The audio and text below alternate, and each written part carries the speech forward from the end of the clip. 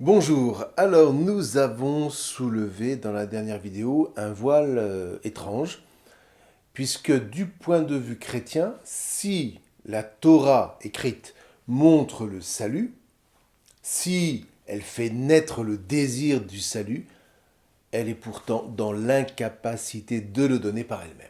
Alors, si vous le voulez bien, on va prendre le temps de s'attarder sur cette affirmation.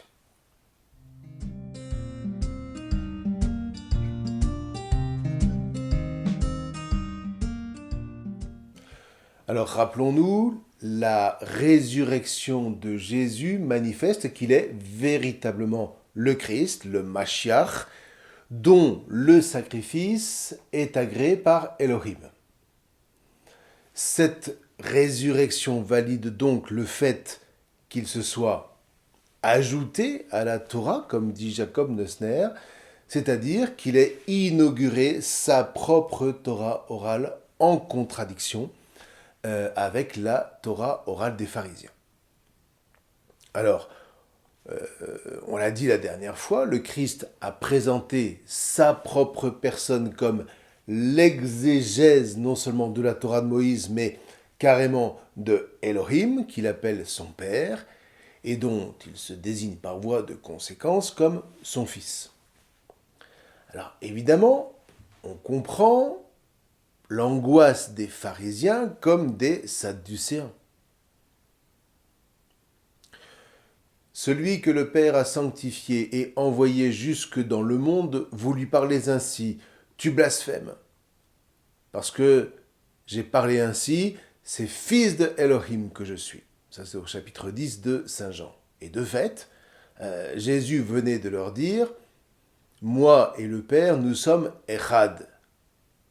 Alors, les Juifs se chargèrent à nouveau de Pierre afin de le lapider. Vous prenez sa longue prière sacerdotale avant que ne commence sa passion et vous entendez Jésus dire « Père, ce n'est pas au sujet de ceux-ci seulement que j'intercède, mais aussi au sujet de ceux qui ont foi jusqu'en moi, foi en ma Torah orale, à travers leurs paroles. Que tous soient Echad, selon que toi, Père, tu es en moi et moi en toi, afin qu'eux aussi soient Echad en nous, afin que le monde ait foi dans le fait que tu m'as envoyé. Moi aussi, la gloire que tu m'as donnée, je la leur ai donnée afin qu'ils soient Echad, selon que nous sommes Echad. C'est au chapitre 17 de l'Évangile selon Saint Jean. Donc ici, le propos est clair. Et les pharisiens ne sont ni bornés ni stupides, ils comprennent très bien ce que signifie le fait que Jésus se dévoile comme Hachem en personne. Hachem fait chair, ce qui, on l'a vu dans la vidéo précédente, est absolument et irréductiblement, implacablement inenvisageable par la Torah, qu'il s'agisse ici de la Torah écrite, la Torah Shvirtav, ou de la Torah orale de la tradition pharisienne, la Torah Shebé'al-Pé. Alors, est-ce que ça veut dire que cette Torah Shebé'al-Pé des pharisiens est mauvaise en elle-même? Mais sûrement pas. C'est une tradition orale absolument remarquable, mais elle reste elle-même une Torah des hommes. Donc, elle ne sait pas envisager l'inenvisageable, et elle ne peut pas apporter le salut pourtant annoncé par la Torah Shvirtav, la Torah écrite.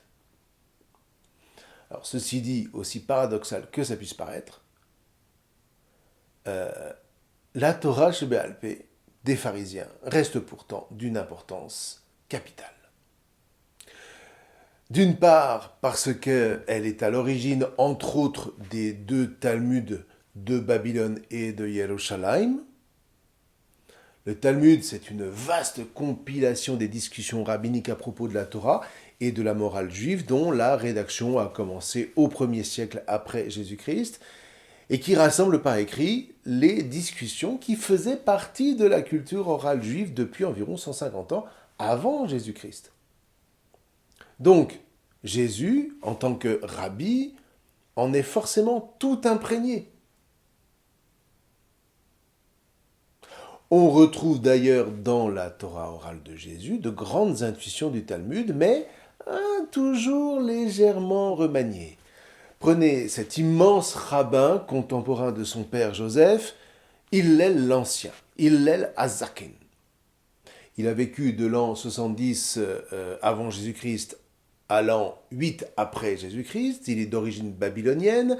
Il avait été convoqué à Yerushalayim par le grand prêtre de l'époque, Shimon, et il avait fondé une espèce de yeshuva, si vous voulez, une école de rabbins célèbres, la maison de Hillel, la Beit Hillel. Tout comme d'ailleurs un peu plus tard, son cadet de 20 ans, le non moins grand Shammai l'Ancien, Shammai Hazaken, un maître pour le coup réputé très rigoureux, à l'inverse de Hillel qui était plus indulgent.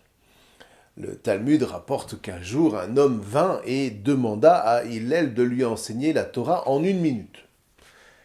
Hillel lui répondit « Ce qui est injuste à tes yeux, ne le fais à personne. C'est là toute la Torah, le reste n'est que commentaire. Maintenant va et étudie. » Par ailleurs, cet homme avait posé la même question à Shammai qui l'avait foutu dehors, manu militari. Bien.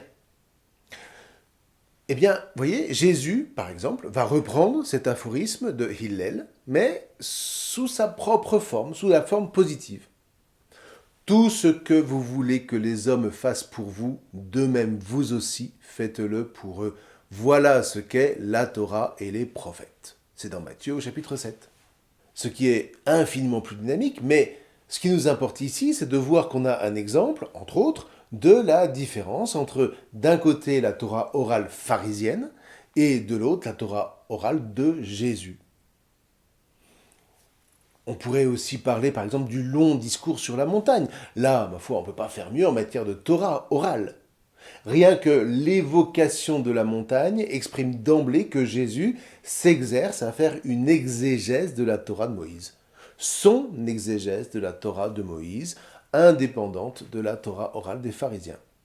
On vous a dit, eh bien moi, je vous dis. Maintenant, quoi qu'il en soit, il est sûr que déjà du temps de Jésus, la Torah orale pharisienne est quand même complexe et même elle est inaccessible aux tout venants, elle est bourrée de nœuds casuistiques que seuls les spécialistes pouvaient dénouer, et encore à force de discussions parfois longues et virulentes. La Torah orale de Jésus, elle est faite pour la foule. Donc elle est composée d'enseignements simples, comme les paraboles, et d'ailleurs Marc le dit très très finement. Ce sont des paraboles comme celle-ci, la parabole de la graine de moutarde, la parabole du semeur, que Jésus leur faisait apprendre, des paraboles qu'ils étaient capables d'entendre, que des paraboles dont ils pouvaient comprendre les mots. Et puis ensuite, à ses disciples, entre eux et lui, il les expliquait entièrement. Ça, c'est l'évangile selon saint Marc au chapitre 4, dans la version araméenne de la Pshita. Bien. Voilà pour une part la prégnance de la Torah orale à l'époque de Jésus. Mais d'autre part, comprenons bien que sans cette Torah orale des pharisiens, sans cette considération qu'il fallait impérativement une exégèse, c'est-à-dire une interprétation autorisée de la Torah de Moïse pour éclairer le peuple juif, comprenons bien que Jésus lui-même, sans cette Torah orale des pharisiens, n'aurait jamais pu élaborer sa propre Torah orale. Ce que je veux dire par là, c'est que si seule la Torah écrite faisait autorité, Jésus n'aurait pu en aucune manière, ne serait-ce que proposer une Torah orale dont on se serait demandé d'où elle sortait, et surtout d'où elle aurait tenu quelque autorité que ce soit. Donc, et c'est encore un paradoxe, il fallait la Torah orale pharisienne pour que paraisse comme une autorité la Torah orale de Jésus, à savoir son évangile. Maintenant, il y a une autre dimension que dévoile Jésus, à savoir que seul Elohim en personne est en capacité de mener la Torah écrite et les prophètes jusqu'à la plénitude, jusqu'au réel. Et ça aussi, c'est vraiment propre à la Torah orale de Jésus. L'idée, c'est que aucun homme ne saurait prétendre accomplir la Torah, sauf, comme dit Jacob Nosner, à lui ajouter quelque chose d'extérieur à elle-même. Et c'est vrai que d'un point de vue humain, la Torah orale de Jésus s'ajoute à la Torah écrite, ça c'est indéniable. Mais on peut dire aussi la même chose de la Torah orale pharisienne, quand bien même le Talmud enseigne que Moïse aurait reçu, en même temps que la Torah écrite, cette Torah orale sur le mont Sinaï. De ce point de vue, le père Bon-Sirvin, un connaisseur inégalé de la tradition juive, un jésuite, écrit en ce sens. En principe, on déclare que la Torah orale jouit de la même autorité que la Torah écrite. Et renchérissant, certains savants vont jusqu'à dire que les dits des rabbins l'emportent sur les Écritures. Pour donner à cette autorité la seule base valable, on fait remonter la Torah orale jusqu'à Moïse. Dieu, au Sinaï, lui a montré toute la Torah, c'est-à-dire toutes les décisions des rabbins, toutes les formes grammaticales, jusqu'aux moindres réflexions qu'un pieux disciple communique à son maître. Depuis Moïse, par une espèce de chaîne ininterrompue, eh bien, tout cela nous a été transmis. Alors, pour plagier Marc au chapitre 11, où Jésus interroge les pharisiens à propos du baptême de Jean-Baptiste, qui était aussi une Torah orale, la tradition orale de Jean-Baptiste. Donc, posons la question, la Torah orale, alors que ce soit celle des pharisiens, celle de Jean-Baptiste ou celle de Jésus, en tant que Torah orale, vient-elle des hommes ou de Elohim? Eh bien, en fait, ce qui est assez renversant, c'est que cette question ne sait pas être tranchée par des arguments de la raison, mais uniquement par l'événement de la résurrection du Christ Jésus. Saint Paul l'a parfaitement compris lorsqu'il dit aux Corinthiens « Si le Christ n'est pas ressuscité, vide est notre proclamation et vide est notre foi. » Or, allez, on va redire, qu'est-ce que la résurrection du Christ ? La résurrection du Christ, c'est une secousse d'être absolument insoupçonnable par la raison humaine. Les hommes, par la raison, peuvent anticiper, ils peuvent tenter de programmer un certain futur, mais ce futur sera toujours, à un moment ou à un autre, rattrapé par un événement imprévu qui balaye toutes les prédictions futuristes pour ouvrir un avenir toujours radicalement neuf, toujours tout autre que ce que nos pronostics trop humains auraient pu conjecturer. Alors, j'y reviens, vous voyez, il est vraiment essentiel de bien faire la différence entre futur et avenir. Encore une fois, et là je me mets à l'école de Henri Bergson dans son maître ouvrage L'évolution créatrice, le futur est à dimension humaine, alors que l'avenir, lui, est à dimension céleste. Le premier n'a aucune prise sur le second. Non seulement ça, mais le futur ne peut jamais s'envisager qu'à court terme. Au-delà, on peut toujours avoir l'espoir que le système élaboré tiendra dans le temps, à moyen ou long terme, mais rien ne peut le promettre. Autrement dit, dans le futur, aucune espérance n'est possible. L'avenir, lui, qui procède par secousse d'être, et là je m'inspire de Daniel Siboni, ouvre, lui, sur des durées dont les traces ne s'effacent jamais. Le futur se débat avec le temps qui lui file entre les doigts. L'avenir, lui, élabore l'autre temps qui, lui, se construit patiemment, d'événement en événement, de secousse en secousse, et qui permet à l'homme et au peuple qui s'y ouvre de voyager dans le temps.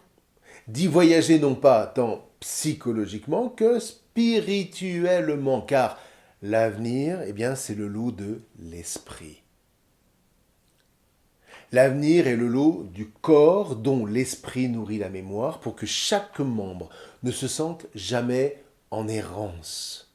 et trouve le chemin de la bénédiction, le chemin de la communion.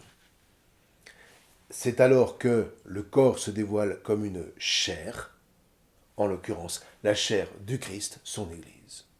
Et là, c'est parlant, là c'est vivant. Tout le reste est vanité, comme dit le Qoheleth. Et là encore, comprenons bien, sans événement, sans intervention de l'avenir dans le fil du temps, uniquement donc avec un futur organisé, ça c'est le rêve de toute bureaucratie, on ne compose pas une histoire, mais un univers sans parole, à l'image aujourd'hui d'une ville comme Shanghai, qui baigne en 2026 dans un silence assourdissant, où ne roulent que des voitures électriques, et où personne ne parle de peur d'être repéré par des caméras et les micros omniprésents, toujours prêts à punir tout ce qui pourrait contester l'ordre parfait institué par les autorités. C'est le retour au tohu vabohu, dont précisément le projet divin veut nous libérer. C'est 1984 de George Orwell. Ou alors c'est le premier opus de Shrek, comme vous préférez. Seulement voilà, vous voyez, ce qui est impossible aux hommes, disons ce qui est irrationnel, ce qui échappe toujours aux prévisions futuristes de la raison souveraine, ce qui est impossible aux hommes donc, est possible à Elohim. Et c'est rappelé dans l'Évangile au chapitre 18 de l'Évangile selon saint Luc. Et voilà le Christ ressuscité. Voilà sa Torah orale agréée par Elohim en personne, de sorte que sa vie et son enseignement ne relèvent donc pas d'une simple parole d'homme, ni ne relèvent du péché, puisque la mort qui nous agrippe par le péché n'a pas su le retenir. Donc, la résurrection du Christ nous confirme que Jésus a véritablement apporté ce que la Torah écrite ne pouvait mener à bien par elle-même, à savoir mener à la plénitude le projet divin de faire entrer toute la création jusque dans l'avenir éternel dont le péché avait fermé les portes. Jésus a apporté en toute vérité ce que la Torah annonçait sans pouvoir encore une fois le donner, c'est-à-dire le salut, la levée de la juste sanction du péché, en quoi consiste la mort à jamais. Amen, amen. Je vous parle ainsi. Si quelqu'un garde ma parole, il ne verra aucunement la mort éternelle. Thanaton ou meteorese eiston ayona. Littéralement, il ne verra aucunement la mort jusque dans les éons, c'est-à-dire jusque dans l'éternité. Il entrera dans la mort, tout comme Jésus est entré dans la mort, qui est la sanction du péché, mais tout comme cette mort n'a pas su le garder, eh bien, elle ne saura pas garder ceux qui se seront attachés à lui, en gardant sa parole comme une parole vivante, comme une parole qui donne la vie. Non seulement une parole qui promet la vie, comme le fait la Torah écrite, mais qui la donne. Ça, c'est proprement la Torah orale de Jésus, son évangile, Evangelion, son heureux message, littéralement, sa bonne nouvelle, comme on traduit communément. Alors comprenons bien, encore une fois, dans son ordre propre, la Torah écrite est sainte. Elle est véritablement inspirée de Hachem. Mais il y a une chose qui ne revient pas à la Torah écrite, c'est de sauver les hommes de la sanction du péché que, pourtant, elle révèle. Autrement dit, il ne revient pas à la Torah écrite de sauver les pécheurs, fussent-ils fils de Israël, du juste courroux de Elohim face à la trahison, non pas tant d'un fils de Bélial, que du genre humain tout entier, autrement dit de Adam, comme le raconte Genèse au chapitre 3.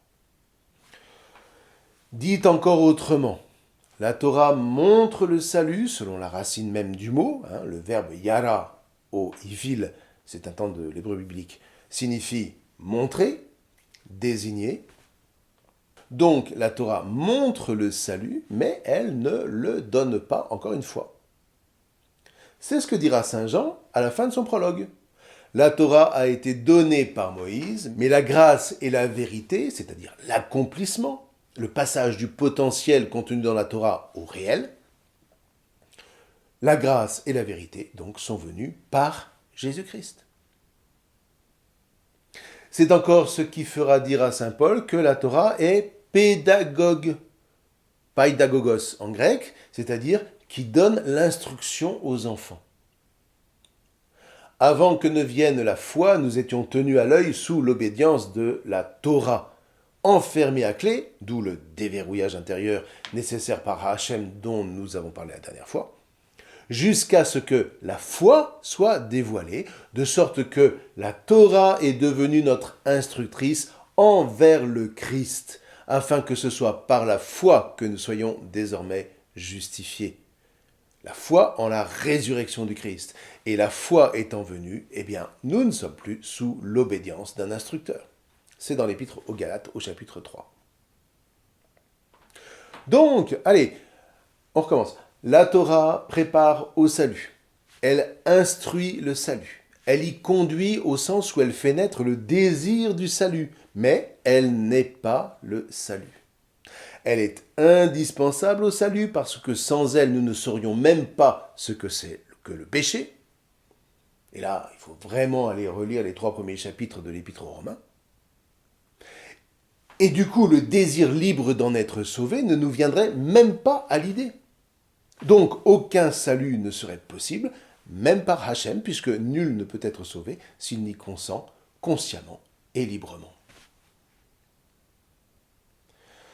Alors, pour clore cette vaste réflexion à propos de Deutéronome 13, résumons. Comment pouvons-nous affirmer que Jésus est sans péché ? Parce que, étant entré dans la mort sous le coup de l'anathème prononcé par Deutéronome 13, Elohim l'a néanmoins relevé d'entre les morts. Ce qui signifie que Elohim a agréé le sacrifice de son Christ, que la Torah écrite, elle, ne pouvait en aucune manière cautionner. Voilà l'inattendu, voilà le paradoxe des paradoxes, voilà le signe de contradiction prophétisé par Shimon qui vient à la rencontre de Marie lors de la présentation de Jésus au temple quelques jours après sa naissance. Maintenant, ce n'est pas parce que Jésus donne la secousse ultime à la Torah écrite que cette Torah disparaît, tout au contraire.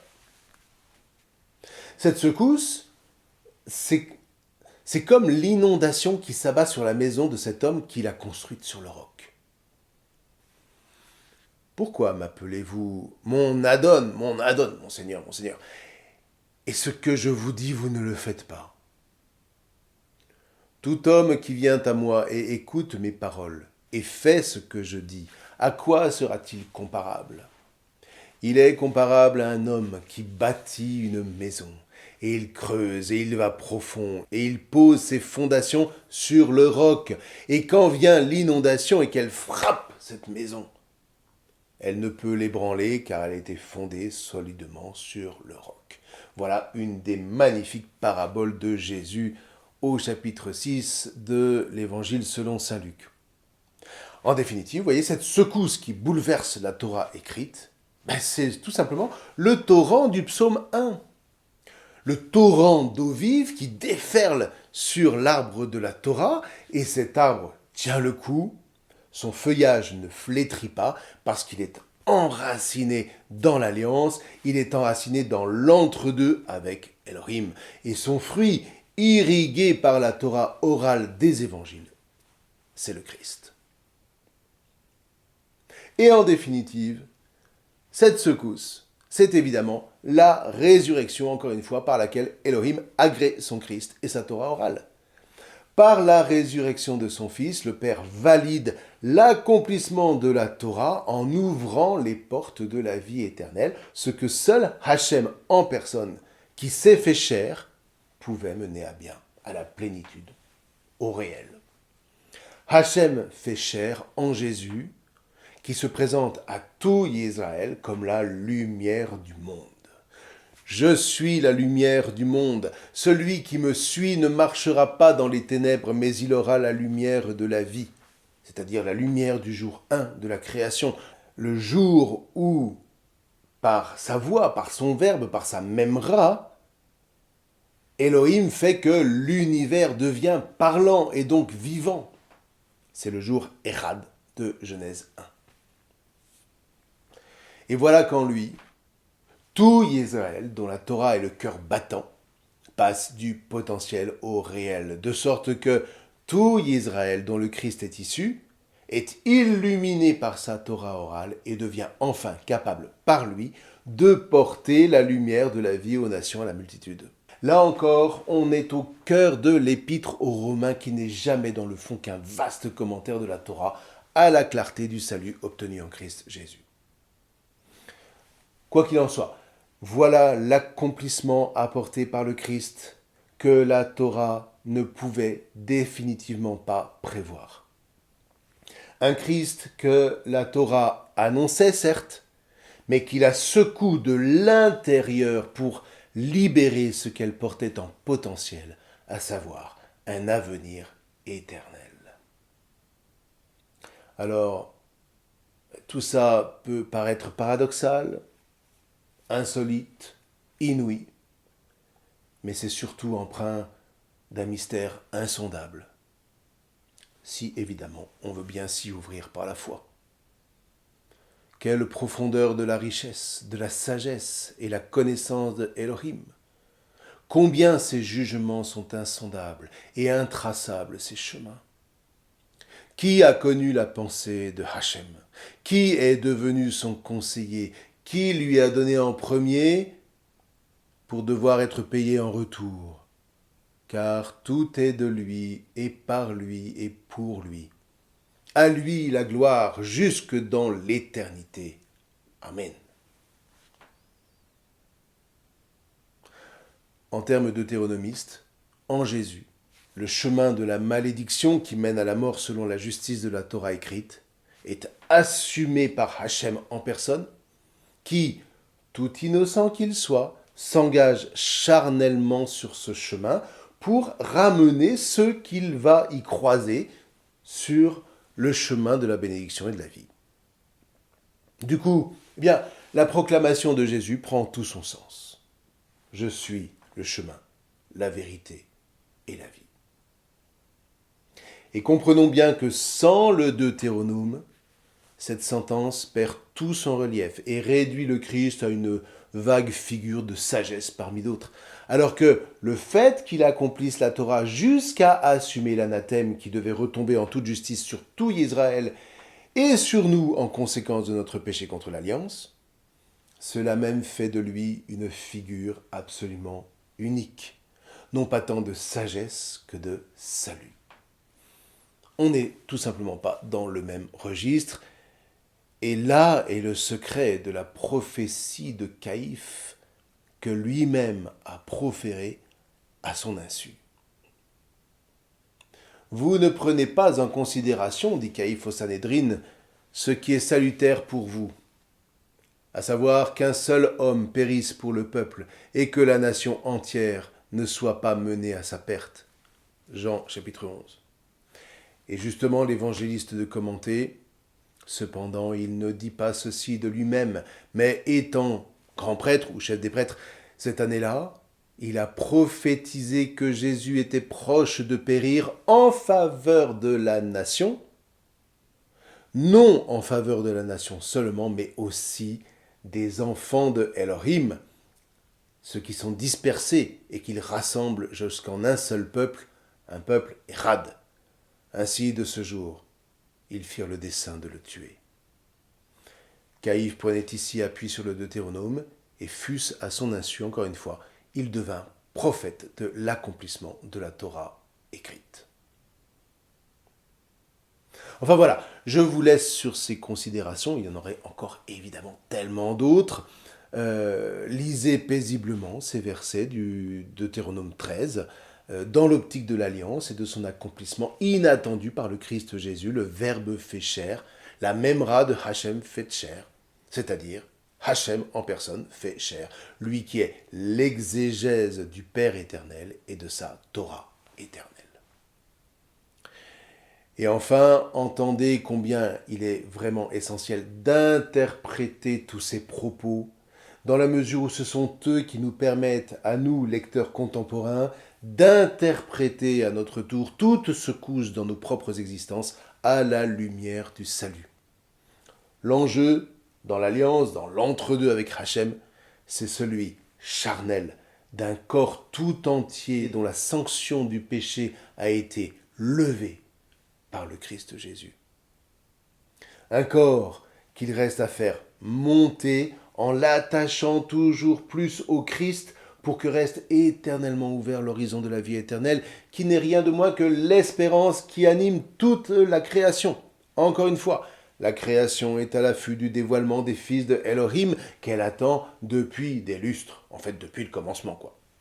Là est le grand message porté par les prophètes, recueilli par les scribes dans le Deutéronome, et porté charnellement au réel par le Christ Jésus, notre Sauveur. Nous ouvrirons le chapitre 14 du Deutéronome la prochaine fois. Je vous remercie.